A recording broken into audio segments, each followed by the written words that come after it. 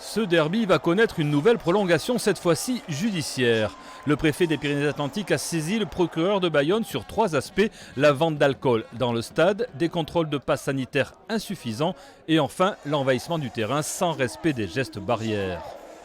Le BO est un établissement recevant du public, qu'à ce titre il a bénéficié aussi de certaines aides, notamment l'emploi partiel pour un certain nombre de ses salariés ou certains joueurs. Et donc il m'appartiendra de décider, après avoir entendu bien évidemment le président du BO, si on ferme cet établissement recevant du public dans les 2 prochains mois par exemple, ce qui n'aura aucune conséquence sportive, mais qui pourrait avoir des conséquences pécuniaires. Le parquet de Bayonne confirme qu'une enquête a été demandée au service de la sécurité publique. La Ligue nationale de rugby pourrait elle aussi prononcer des sanctions. La maire de Biarritz, elle ne veut pas que sa ville devienne le bouc émissaire de tous les excès en cette fin de confinement.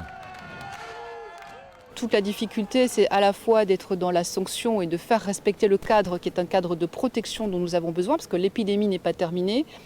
Mais je ne voudrais pas que Biarritz se serve d'exemple alors qu'on voit des débordements partout en France. Dans un communiqué, le Biarritz Olympique précise que selon lui, les règles ont été respectées, que le club se prêtera à toute enquête administrative ou pénale pour démontrer sa bonne foi.